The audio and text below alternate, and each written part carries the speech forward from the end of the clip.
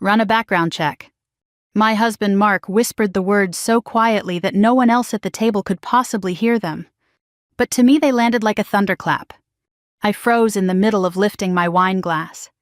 Around me the dining room buzzed with laughter, clinking silverware, and the warm hum of family conversation. The smell of roasted chicken and buttery mashed potatoes filled the air. Someone down the table told a joke, and my father's deep laugh rumbled like an old pickup truck starting on a cold morning. Everyone was celebrating my brother, my older brother Daniel Carter, the hero who had finally come home. And my CIA husband had just told me to investigate him. For a moment I thought I must have misheard. I slowly turned my head toward Mark. He sat beside me, relaxed as ever, one arm resting on the back of my chair. His expression hadn't changed. He was smiling politely at my mother as she passed the gravy boat down the table. But his eyes briefly met mine, and in them I saw something I had learned to recognize during our 27 years of marriage. Concern. Real concern. I lowered my glass without making the toast. Across the table, my brother Daniel looked exactly like the image every small American town loves to celebrate. Tall, broad-shouldered, and still standing straight despite being nearly 60. His army dress uniform fit him like it had been tailored that morning. Rows of medals glinted under the dining room light. Our mother had insisted he wear it tonight. Just this once, she'd said earlier that afternoon. Your father deserves to see his son in uniform again. Daniel had hesitated, but eventually he agreed. Now everyone in the room seemed proud enough to burst. My father sat at the head of the table, his hands folded like a man holding something sacred. He had spent 35 years working at the paper mill outside town, waking up before sunrise almost every day of his adult life. His back was bent now, his hair thin and white, but tonight his eyes shone like a young man's. My son Jason leaned forward from the far side of the table. Uncle Dan, he said Mom told me you were stationed in Afghanistan. What was that like?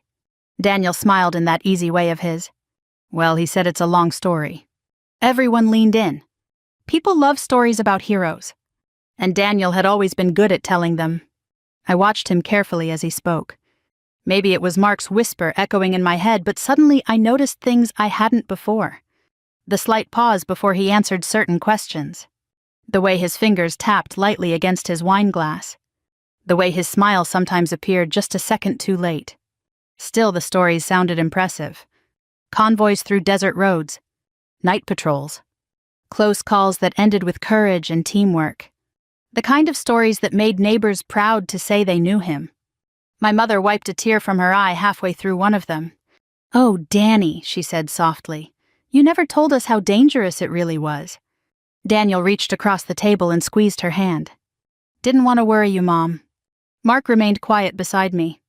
That alone was unusual. My husband had spent 25 years working intelligence analysis for the CIA before retiring last spring.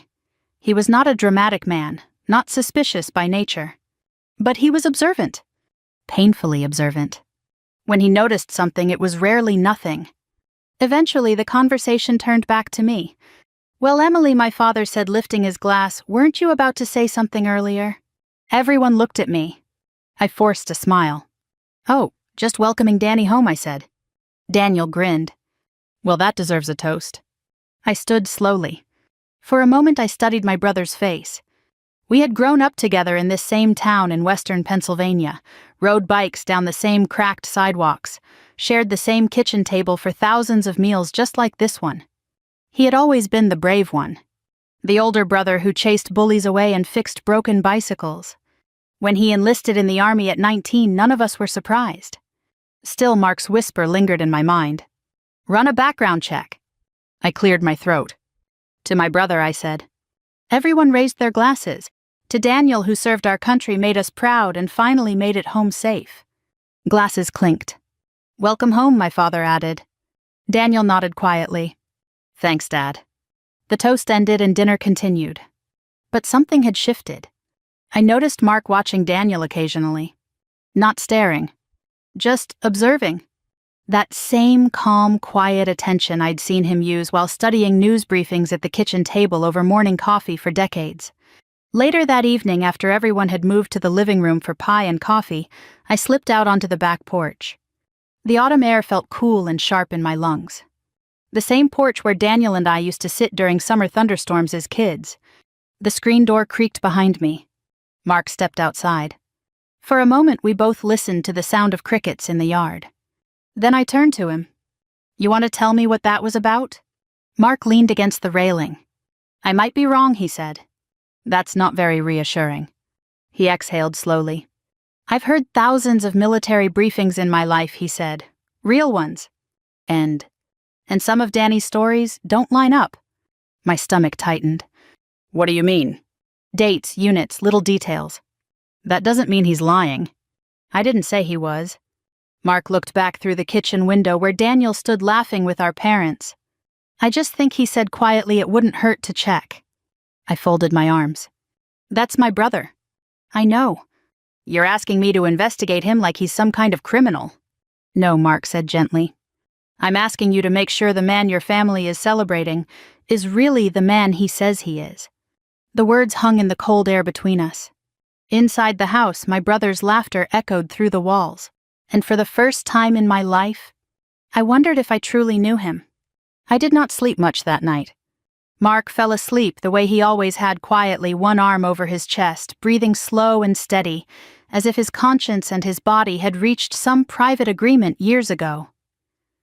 I, on the other hand, lay awake staring at the ceiling fan, listening to its soft click at the end of each turn. In a small town, silence has layers. There is the silence of midnight itself, then the hum of the refrigerator from down the hall, the distant bark of a dog, the rustle of tree branches tapping a window. And beneath all that, there is the silence inside your own mind, when it is trying to make sense of something it does not want to believe. My brother Daniel had come home after years away. That should have been enough. At our age, you learn that family reunions are not guaranteed. Parents grow frail, siblings drift, old grudges harden, funerals begin to outnumber weddings. So when someone comes back alive and smiling in one piece and still able to sit at the family table, you are supposed to be grateful. I knew that. But sometime around 2 a.m, I turned toward Mark in the dark and whispered, "What exactly didn't line up?" He was awake before I finished the sentence. He always had been a light sleeper. For a few seconds he said nothing. Then he rolled onto his side and looked at me. "You really want me to say it?" "No," I said honestly, "but say it anyway." The moonlight coming through the curtains outlined his face in pale blue. At 63, Mark had more silver in his hair than brown, and the lines around his eyes were deeper than when I'd first met him. But there was something steady in him that had only strengthened with time. He chose his words carefully.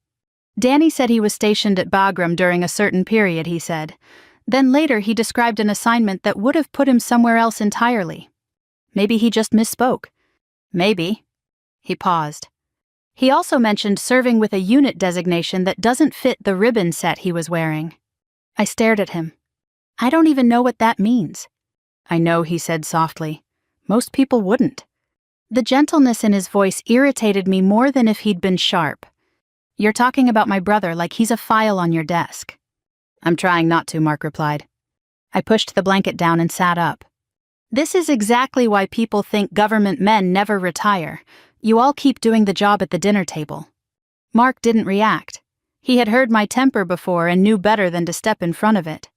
After a moment he said, "Emily, I'm not trying to hurt you." "Then don't." "I'm trying to protect you." That made me turn and look at him. "From what?" He sat up too, resting his forearms on his knees. "I don't know yet," he admitted. "Maybe nothing. Maybe it's just a man exaggerating old stories because he wants his family to be proud. That happens. More than you'd think." His honesty took some of the heat out of me. "And if it's more than that, then better to learn it quietly," he said, "before life learns it loudly." That line stayed with me. The next morning I got up early and made coffee in my parents' kitchen while the house was still dim and cold. My mother liked the old drip machine, not the pod kind. Said coffee ought to smell like coffee, not plastic. I stood at the counter in my robe, listening to the gurgle of the pot and looking out at the backyard where frost still silvered the grass. Daniel came in wearing jeans and a thermal shirt, no medals, no uniform, just my brother again. "Morning, Emmy," he said. Nobody had called me Emmy except Daniel and my late grandmother. "Morning." He poured himself coffee black and leaned against the sink. For a moment we were just two kids again avoiding school by lingering in the kitchen. He smiled. Mom's still in heaven over last night. I noticed. She deserved a good night. There was something in the way he said it that sounded almost weary. I watched him stir nothing into his coffee. Did I what? Have a good night. He glanced at me, then away. Sure. He said it too quickly. I thought of Mark's words. Heroes don't get nervous about their own service history. And then I hated myself for even thinking it. Before I could say anything else, my mother came in wearing her pink housecoat and fuzzy slippers, cheerful as sunrise. There you both are, she said. Daniel Mrs. Grayson already called and asked if you'd come by the American Legion this week. Word travels fast in this town. Daniel laughed, but there was strain under it. I just got home, Mom. That's exactly why they want to see you. She kissed his cheek and reached for a mug. Your father's already telling everyone at church that his son is back. That smile faded from Daniel's face so quickly I almost missed it. Just for a second he looked trapped. By late morning, Mark and I drove back to our house 2 streets over. We had moved in after our youngest left for college, wanting something smaller than the farmhouse where we'd raised our children. It was a brick ranch with creaky floors, a narrow hallway, and a maple tree out front that dropped leaves into the gutters every fall whether we wanted it to or not. Once inside, I set my purse down and turned to him. Tell me everything. Mark hung his coat carefully before answering. I already told you what stood out. No, I said. You gave me the polite version. He nodded once. All right. We sat at the kitchen table. Morning light fell across the old oak surface, catching the scratches our children had made years ago doing homework and art projects. Mark folded his hands. When Jason asked about Afghanistan, he said Danny hesitated before answering. That by itself means nothing. But then he gave a broad description. Convoys, heat patrols, the kind of answer people give when they know the general shape of a story, but not the lived details. He could be private. Yes. He could be traumatized. Yes. He could just not want to talk about war over pot roast. Yes. Mark let each one land. Then he said, but when your father mentioned Fort Drum, Danny corrected him and used the wrong phrasing. A man who spent years in the service usually talks about a post a certain way. He didn't. I crossed my arms. You're saying the language was off. I'm saying the language was borrowed. A coldness settled in my chest. Mark went on carefully. The medals bothered me too. How? One of them suggested one kind of service timeline. Another suggested a different one. It's possible, but unusual. Then there was the way he touched them. What way? Like they were unfamiliar. I did not answer for a while. Finally, I said, you know what the worst part is? He waited. I can't tell whether I'm angry at you, I said, or angry that some part of me noticed it too. His face softened. That part of you is not betrayal, Emily, it's judgment. I shook my head. It feels like betrayal. He reached across the table and covered my hand with his. Then let's do this gently. I looked down at our hands. What does gently look like? It looks like checking public records, he said. Nothing invasive, nothing improper, just enough to tell whether the story he's told your family matches the basic facts. I thought about my father lifting his glass the night before, my mother's wet eyes, the pride in the room.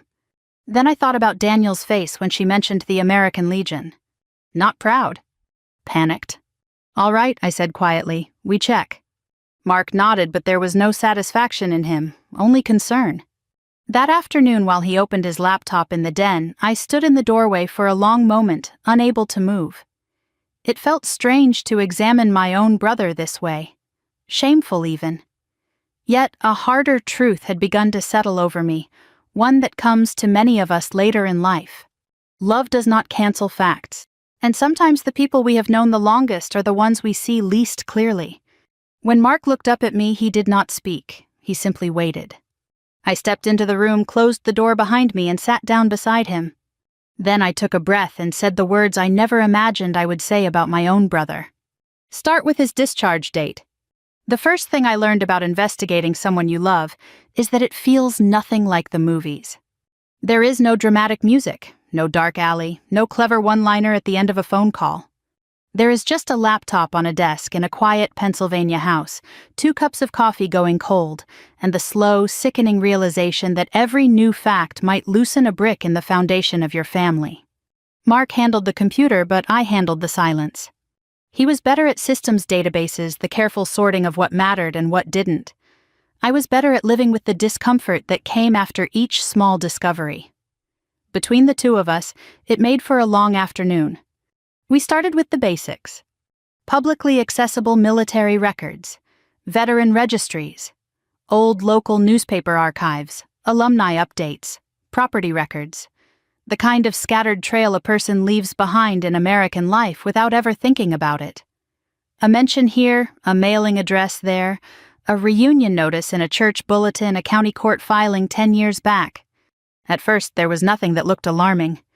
Daniel Carter, born in 1967, graduated from high school in our county in 1985, enlisted after 1 semester at the community college. That all tracked. In fact, for the first half hour I felt relief growing in me, a quiet embarrassment at having doubted him at all. I nearly said as much. Then Mark leaned closer to the screen and said, "There." "What?" He pointed to a date on one record and then opened another. "This service period ends earlier than it should." I frowned. "What does should mean?" "It means if Danny served the full timeline he's described over the years, this date doesn't fit." I stared at the screen, but the terms blurred together. "So explain it in normal English." Mark sat back. "In normal English, he said your brother appears to have left active service several years earlier than he's told the family." I felt heat rise into my face. "That could be a clerical error." "It could. But you don't think it is." "Number." I stood and walked to the window.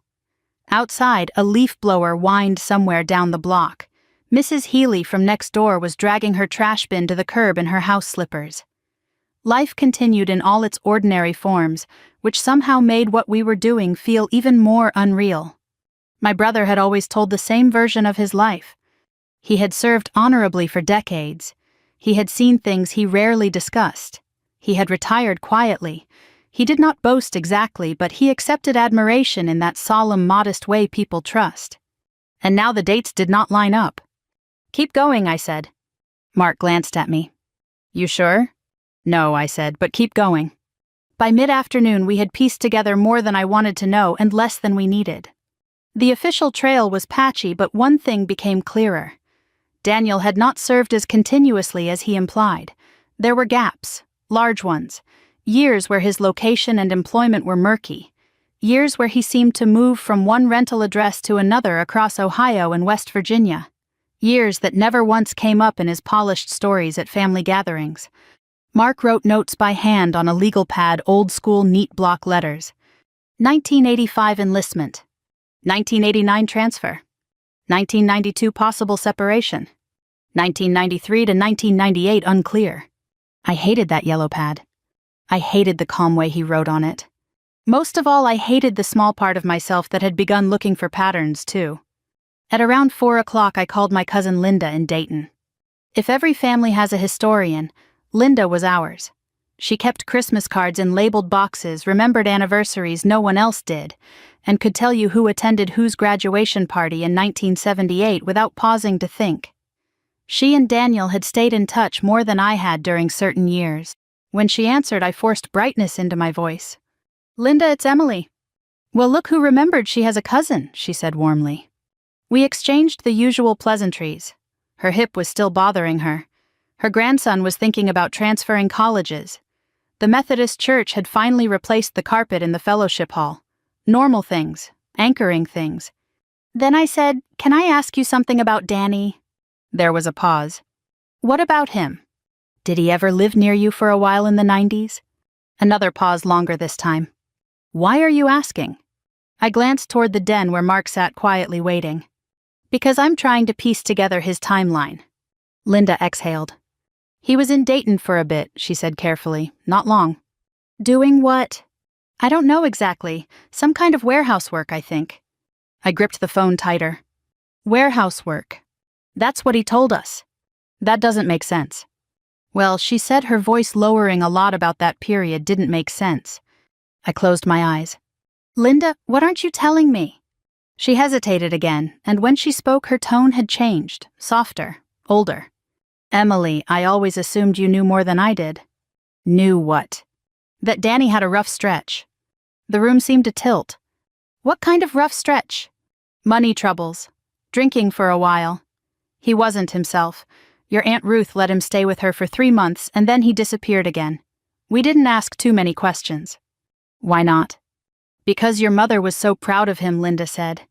"And because at our age sometimes families make peace with the story they're given." That line cut deeper than she knew. After I hung up, I sat very still at the kitchen table. Mark came in a minute later. "Well?" I told him. He listened without interrupting. When I finished, he nodded once, not in triumph, but in recognition. "This is starting to look less like a misunderstanding," he said. I looked at him sharply. "Don't do that." "Do what?" "Sound professional." His expression softened. "I'm sorry." I rubbed my forehead. "Warehouse work," I said. "He told us he was deployed during that time." Mark sat across from me. "People lie for reasons, Emily." "Not like this." "Yes," he said gently, "exactly like this." I wanted to argue, but my energy was slipping. Around 6, our daughter Melissa called from Arizona. She was 60 now, retired from elementary school teaching, and somehow still had the voice of the girl who used to call home from college with laundry questions. "How's Grandpa's big celebration weekend?" she asked. I swallowed. "Fine." "You sound tired." "Just a long day." She laughed. "Well, that's what happens when your family gets old enough to turn every dinner into a reunion and a medical update." I smiled despite myself. Then she said, "Uncle Danny really okay? He looked a little tense in those pictures Jason sent." I turned toward the hallway to make sure Mark couldn't hear, though of course he probably could. "Why do you say that?" "I don't know," she said. "Maybe I'm imagining it. He just had that look people get when they're trying hard." Trying hard. That was exactly it. Not proud, not peaceful. Trying hard. After the call, Mark found one more thread to pull. A Veterans Association newsletter from years back listed attendees at a regional event in Pittsburgh. Daniel's name appeared in a thank you section, not as an honored guest, but as support staff for event setup through a temp agency. It was a small detail easy to dismiss on its own, yet it fit uncomfortably with everything else. Men who retire with the rank and history Daniel implied generally are not invisible labor at veteran banquets. We both knew it. Neither of us said it aloud. By evening the sun had dropped and the den windows reflected our faces back at us, older, drawn, uncertain. Mark closed the laptop. "That's enough for today." "No," I said. "We still don't know what happened. We know enough not to walk blind." He was right, but I hated it. I stood at the sink, washing out mugs that didn't need washing. My hands shook once, then steadied. "What if he's been lying for 30 years?" I asked. Mark took his time before answering. "Then the lie is carrying something heavy." I turned. "You almost sound sorry for him." "I am." That startled me. "For lying." "For whatever made him choose it," Mark said. I leaned against the counter and looked down at the wet ceramic in my hands. All my life Daniel had been the brave one, the one who left town, the one who came back with stories large enough to fill rooms, the one my father measured himself against in quiet, admiring ways. And now those stories were cracking. Not shattered yet, but cracking. Later that night before bed, I opened an old cardboard box in our hall closet where I kept family photographs. I found one of Daniel at 19 standing in our parents' yard on the day he left for basic training. He was skinny then, almost boyish, trying to look tougher than he was. My mother had written the date on the back in blue ink. He looked so young, so hopeful. I sat on the edge of the bed holding that photograph, wondering at what point a young man becomes a stranger inside his own life. Mark came in and saw the picture in my hand. He didn't ask for it, he just sat beside me. After a while I said, "Tomorrow I want to talk to someone who actually knew him in uniform." Mark nodded. "That's the right next step." I turned the photo over and traced the date with my thumb. If Daniel had lied, I still did not know why. But by then, one truth had already become impossible to ignore. Whatever my brother brought home to our family that weekend, it was not just honor. The next morning the house felt different. It wasn't anything you could point to exactly. The same sunlight came through the curtains, The same coffee pot hissed and sputtered on the counter. Outside, the same mail truck crept down Maple Street, stopping every few yards like it had for the past 30 years. But inside me, something had shifted. Once doubt enters your mind about someone you love, the world quietly rearranges itself around that doubt. Every memory becomes something you examine again. Every story gets replayed with new ears. Mark had already been awake for an hour when I came into the kitchen. He sat at the table with his reading glasses on the morning newspaper folded neatly beside his coffee mug. Retirement had not changed his habits much. He still woke early, still preferred printed news to screens, still believed a man should know what was happening in the world before breakfast. He looked up when I entered. "You sleep any?" "A little." That was not entirely true, but it was close enough. I poured coffee and sat across from him. "We need someone who served with Danny," I said. Mark nodded slowly. "I was thinking the same thing." He reached into the pocket of his sweater and pulled out the yellow legal pad from the day before. His notes were still there, calm and orderly, as if they belonged to someone else's family. "I did a little more searching early this morning," he said. That made me uneasy. "Already?" I couldn't sleep either. He slid the pad toward me. "I found a name connected to Danny's early unit assignment." I looked down. "Michael Torres, Staff Sergeant." The name meant nothing to me. "Who is he?" According to a few records, he served in the same logistics company as Danny during the late 80s.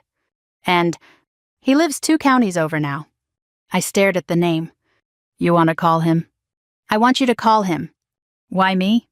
"Because if I do it," Mark said gently, "it becomes an interrogation." That was probably true. By mid-morning, my hands were shaking slightly as I dialed the number we had found listed under Michael Torres in a veterans community directory. It rang 4 times. Then a gravelly voice answered. "Torres." "Mr. Torres," I said, "my name is Emily Carter." Silence. Then he said, "Carter, you related to Daniel Carter?" My stomach tightened. "Yes." Another pause. "Well," he said slowly, "that's a name I haven't heard in a long time." His tone carried something I couldn't quite identify. Recognition, but not warmth. "I hope I'm not bothering you," I said carefully. "My brother just returned home and our family's been celebrating. I was hoping to talk to someone who knew him during his service." Torres let out a short breath that sounded almost like a laugh. "Celebrating, huh?" The way he said it made my chest tighten. "Yes," I said. "He served for many years." Another pause. Longer this time. Finally, Torres said quietly, "Ma'am, how much do you know about your brother's service?" I looked at Mark across the table. He watched me closely but said nothing. "I know what he's told us," I answered. Torres exhaled slowly. "Well, that might be the problem." My heart began to beat harder. "What do you mean?" There was the sound of a chair scraping across a floor on his end of the phone. "Your brother did serve," Torres said. "No doubt about that.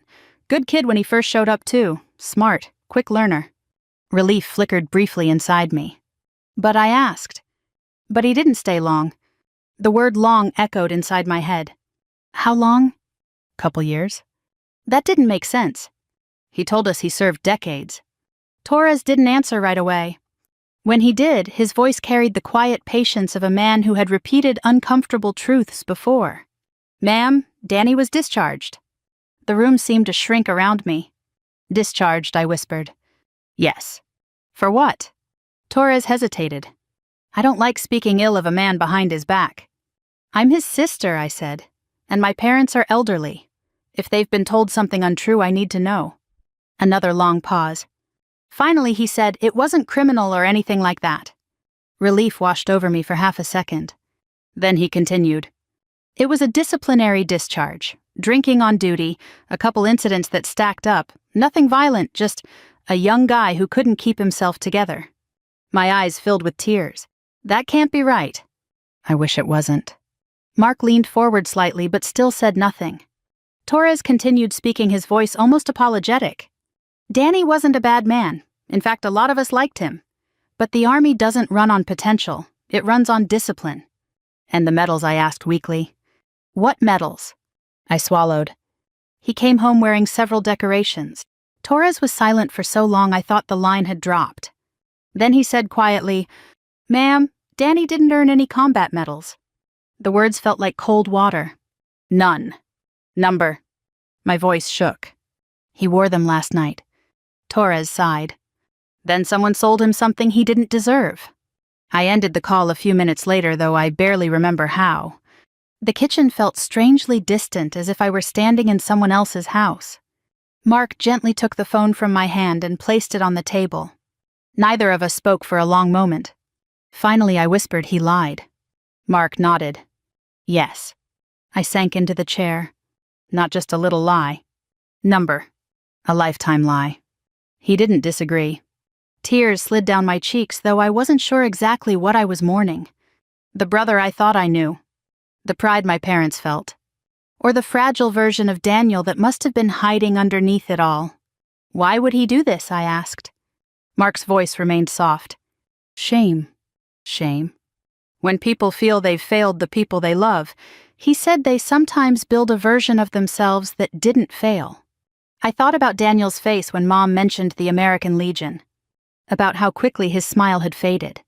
About how carefully he touched those medals. Like a man holding borrowed property.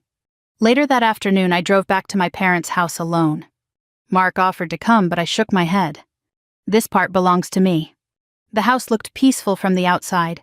Curtains open, wind chimes swaying softly on the porch. The same home where Daniel and I had grown up chasing each other down the hallway and arguing over who finished the milk. Inside, I could hear my father laughing. Daniel's voice followed.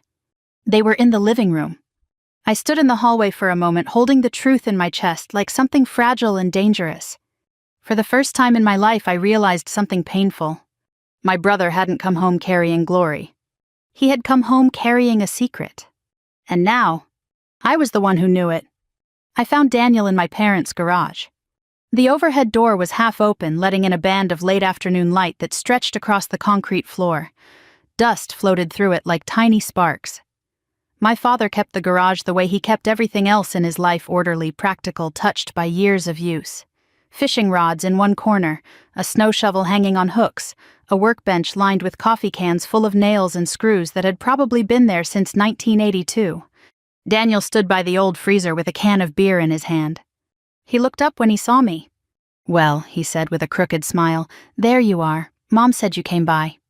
I closed the side door behind me. For a second, I just looked at him. No medals now, no dress uniform, no admiring audience. Just my brother in a flannel shirt and jeans, older around the eyes than I had let myself notice. He lifted the beer slightly. You want one? Number. He shrugged and took a sip. From inside the house, I could hear my mother's voice drifting faintly through the wall, followed by the sound of a cabinet closing. Ordinary household sounds, the kind that make confrontation feel almost obscene. Daniel studied my face. What's wrong?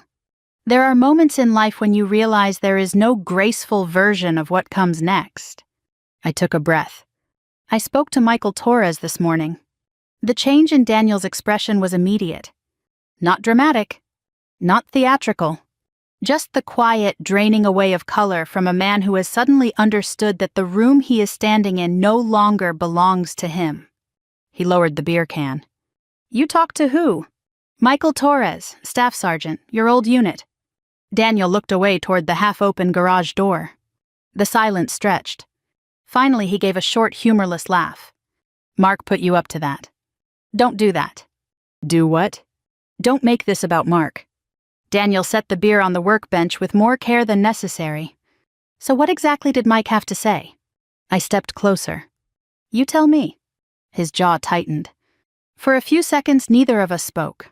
Then he rubbed one hand over his mouth and gave a tired shake of the head. I should have known this was coming. The words hit me harder than any denial could have. Not what are you talking about, and he's lying. Just a worn-out admission that he had been waiting for the truth to arrive. My eyes stung. So it's true. Daniel leaned back against the workbench and stared at the floor. What part? The part where you didn't serve for decades. He said nothing. The part where you were discharged. Still nothing.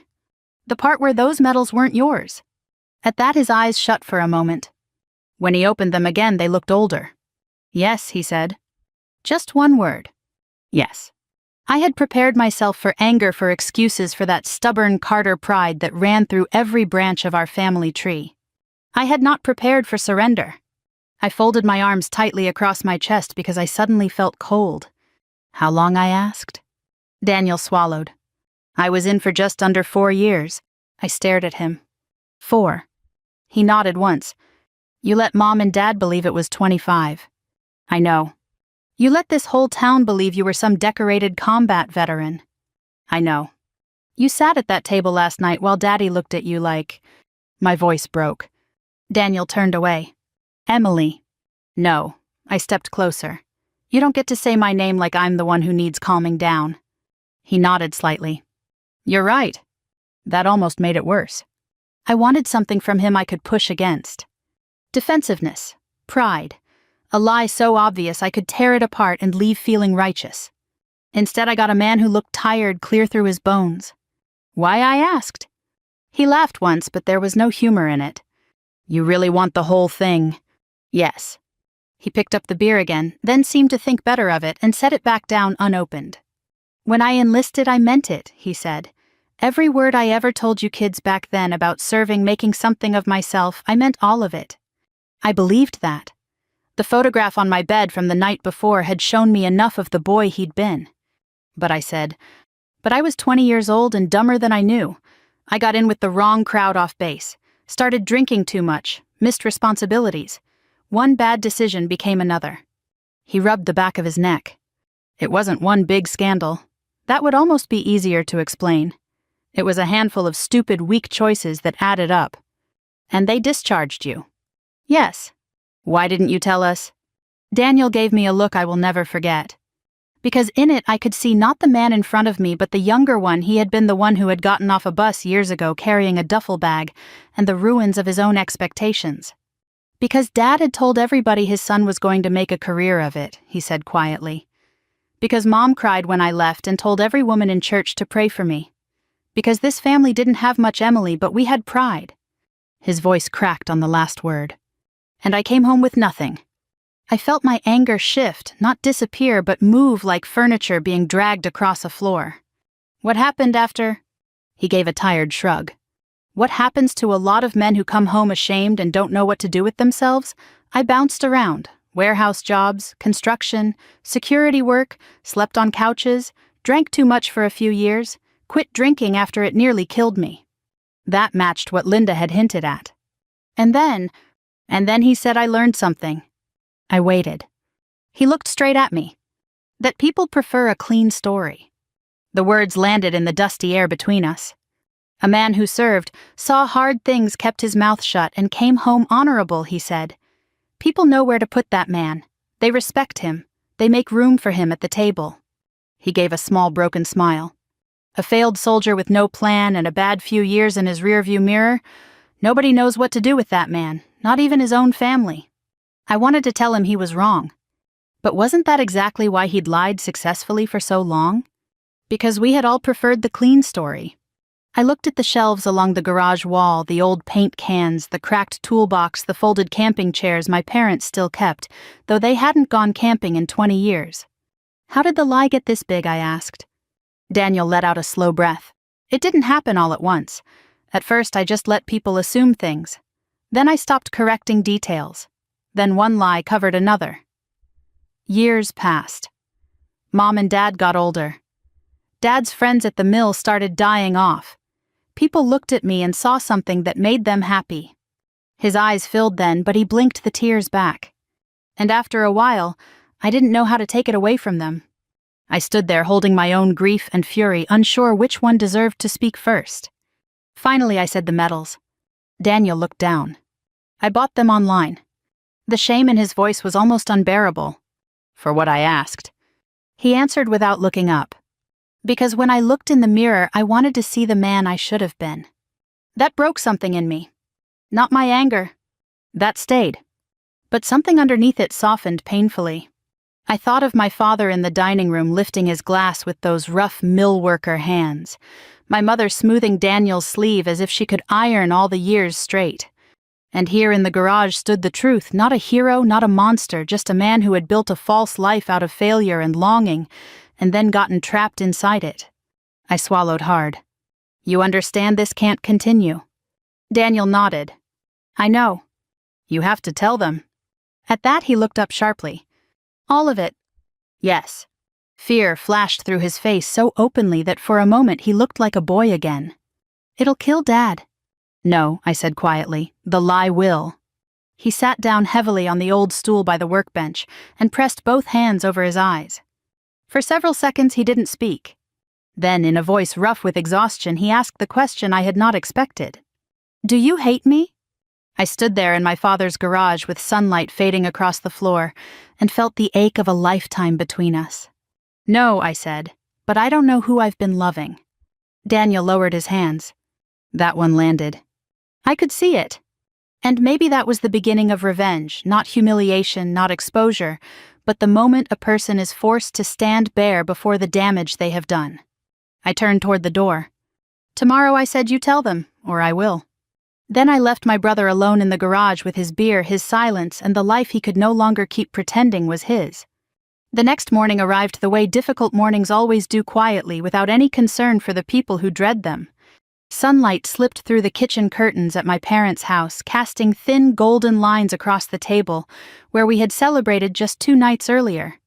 The same tablecloth was still there, though my mother had folded it back neatly at the corners. The coffee pot was already on. Some habits do not wait for emotional storms. When I walked in, my father was seated in his usual chair reading the local newspaper. His glasses sat low on his nose, and he held the paper with both hands like it was something steady in a world that had become increasingly uncertain over the years. Morning, kiddo, he said without looking up. Morning, Dad. My mother moved around the kitchen, humming softly the way she had done for decades. She set a plate of toast on the table. Danny should be down soon, she said. I told him we'd have breakfast together before church. Her voice carried that same warmth it always had. For a moment, I wished I could stop time right there. Just let the morning stay ordinary. But the truth has a way of moving forward even when the heart wants to stall. Daniel came in a few minutes later. He looked like he hadn't slept much. His eyes were red, and the easy smile he usually wore had disappeared. Still, he kissed Mom on the cheek and poured himself coffee like any other morning. My father glanced over the top of the newspaper. You look like you wrestled a bear last night, he said. Daniel forced a small laugh. Something like that. Then he looked at me. Just a quick glance. But enough. He knew. And I knew he knew. We sat down around the same table where the celebration had happened. 4 people now instead of a house full of relatives and neighbors. The quiet made every sound sharper, the scrape of a chair leg, the click of a spoon against a mug. My mother buttered her toast. So, Danny, she said cheerfully, Mrs. Grayson said the American Legion would love for you to come speak next month. Tell the young folks about your service. Daniel didn't move. His coffee cup stopped halfway to his mouth. My father lowered the newspaper slowly. You hear your mother? Daniel set the cup down. Yes, sir. But he didn't look proud. He looked like a man standing on the edge of something steep. I felt my heart beating hard in my chest. This was his moment. The one I had given him. Daniel folded his hands on the table. Mom, Dad? My mother smiled. Yes, sweetheart. His voice was quiet. There's something I need to tell you. My father frowned slightly. What's that? Daniel looked down at the table. Then he looked back up. And for the first time since he'd come home, there was no performance in his face. No practiced story. Just truth. I didn't serve all those years. The room went completely still. My mother blinked. What do you mean? Daniel swallowed. I was in the army for a few years, but I didn't stay. My father sat very straight. Explain. Daniel nodded slowly. I made mistakes. I was young and I didn't handle the responsibility well. Drinking, mostly. Missed duties. Eventually, they discharged me. My mother's hand slowly lowered from the toast she had been holding. Discharged, she whispered. Yes. My father's voice became very quiet. And the medals? Daniel looked down. I bought them. That was the moment the silence changed. Not louder, but heavier. My father leaned back in his chair. For a long time he said nothing. I watched his face carefully. In 60 years of knowing my father, I had seen him angry, tired, proud, frustrated. But this expression was different. It was the look of a man rearranging his understanding of something he had believed deeply. Finally, he asked, "How long has this lie been going on?" Daniel answered honestly, 30 years. My mother covered her mouth. "Oh, Danny." Tears filled her eyes. "I told everyone." "I know," he said. "I prayed for you every Sunday." "I know." Her voice trembled. "Why didn't you tell us?" Daniel's shoulders sagged. "Because I thought you deserved a better son than the one who came home." The words hung in the room. My father stared at him for several seconds. Then he did something none of us expected. He sighed. Not an angry sigh. A tired one. "Son," he said slowly, "you think we wanted a hero." Daniel looked confused. "I thought you did." My father shook his head. "We wanted our boy." My mother reached across the table and touched Daniel's hand. "That's all we ever wanted." Daniel's eyes filled. "But I failed." My father shrugged. "So did I plenty of times." Daniel blinked. "You..." My father gave a small laugh. "Son, you think a man works 35 years in a paper mill and does everything right?" The tension in the room eased slightly. Not gone, but shifting. My father leaned forward. "What I'm disappointed about," he said, "is not the discharge." Daniel waited. "It's that you thought you had to lie to us for 30 years. Daniel's voice cracked. "I didn't want you to be ashamed of me." My father shook his head again.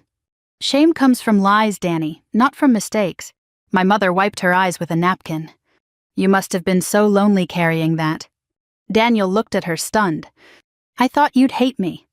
My mother stood and wrapped her arms around him. "Oh, sweetheart," she whispered, "you're still my boy." Daniel broke then. Not dramatically. Just quietly. The way men his age sometimes do when they finally stop holding something in. Across the table, my father looked at me. His eyes were calm. "You knew about this before today." It wasn't a question. I nodded. "Yes."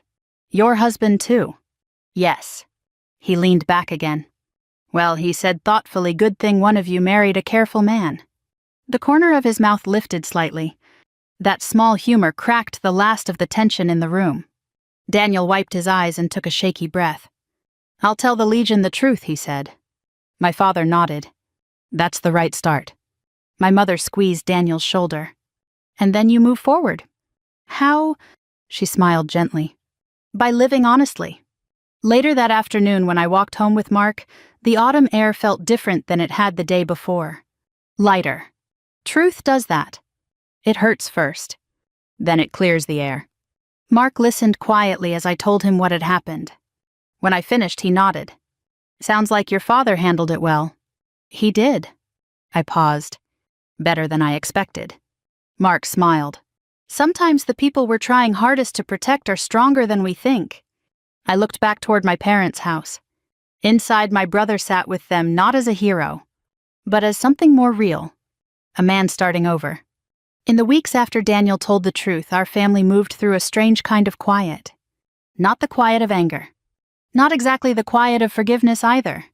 It was the quiet that comes when something long hidden is finally brought into the light, and everyone has to learn how to live with the new shape of things. At our age, that kind of adjustment is familiar. Bodies change, marriages change, retirement changes the rhythm of a household. Old friendships thin out. Adult children move farther away than you ever imagined they would. So maybe that is why after the first shock wore off, my parents did not collapse under the truth the way Daniel had feared. They simply absorbed it. Not quickly, not painlessly, but steadily.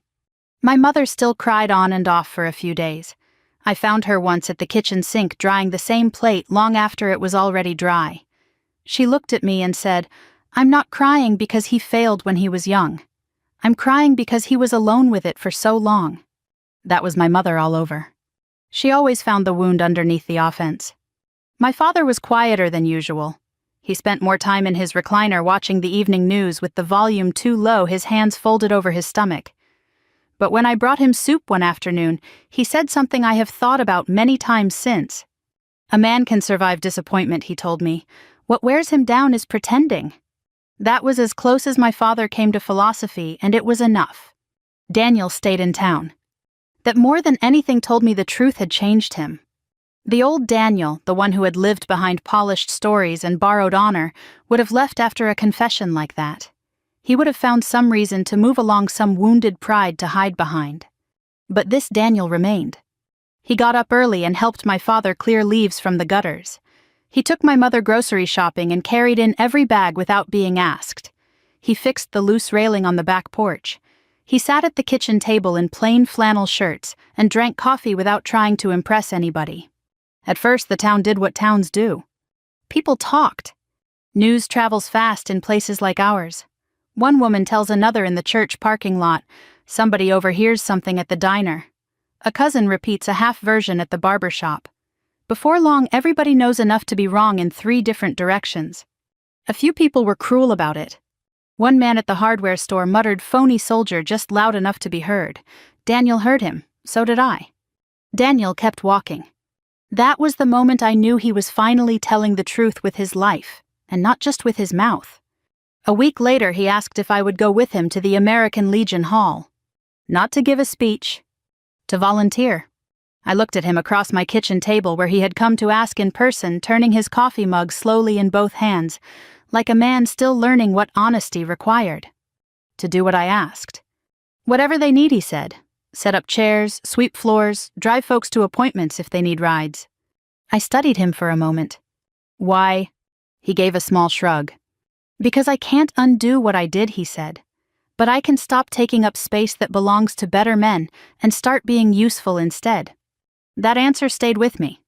So I went. The Legion Hall smelled like old coffee floor wax and decades of fish fries.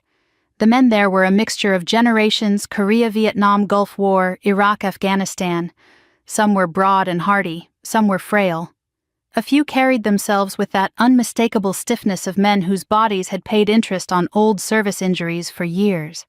Daniel did not walk in like a hero. He walked in like a worker. And when the post commander, a Vietnam veteran named Earl Bennett, came over to speak with him, Daniel told the truth plainly. I wasn't what I claimed to be, he said, but I'd still like to help if you'll let me. Earl looked at him for a long moment. Then he said, "Can you stack tables?" Daniel nodded. Earl pointed toward the back room. Then start there. No grand speech. No ceremony. Just work. Sometimes that is the most American kind of grace there is. Over the next 2 months, Daniel became dependable in a way I had never seen before. He drove Mr. Kowalski to his physical therapy appointments at the VA clinic in Pittsburgh. He helped Mrs. Bennett sort donated winter coats for a veterans outreach drive. He spent Saturday mornings repairing loose hinges, carrying boxes, and cleaning out storage closets nobody else wanted to touch. He did not talk much about redemption. He practiced it. One evening close to Thanksgiving, our family gathered again at my parents' house. Not for a celebration this time, just dinner.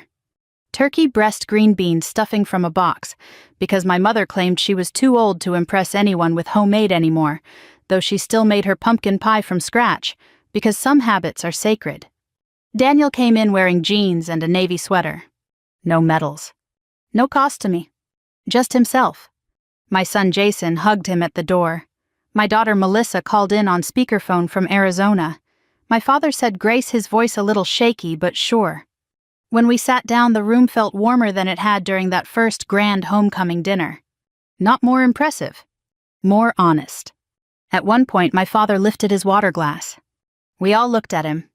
He cleared his throat. To second chances, he said. Then he looked directly at Daniel. And to the truth, even when it arrives late. We all raised our glasses.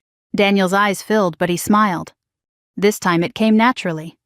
Later that night, after dishes were done and leftovers packed away, I stood alone for a moment on my parents' back porch.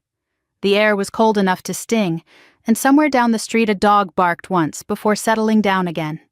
Mark stepped out beside me and slipped his hand into mine. "You all right?" he asked. "Yes," I said. And for once it was completely true. I looked through the kitchen window at my family, my mother drying plates, my father settling into his chair, my brother laughing softly at something Jason had said. A different man than the one who had walked in wearing borrowed honor. A better one, I thought. Not because he had become impressive. Because he had become real. That was the moral left behind for me, the one with a little ache still attached to it. People can survive the truth more often than they can survive a lie. Pride may build a polished life, but honesty builds a livable one. And real family is not the people who clap the loudest for your image. It is the people who stay when the image falls away. So if this story stirred something in you, if you have ever carried an old hurt, an old secret, or an old disappointment, maybe take a quiet moment and ask yourself what truth in your life still deserves daylight. And if this story stayed with you, share it with someone who might need that reminder too. Thank you for spending this time with me.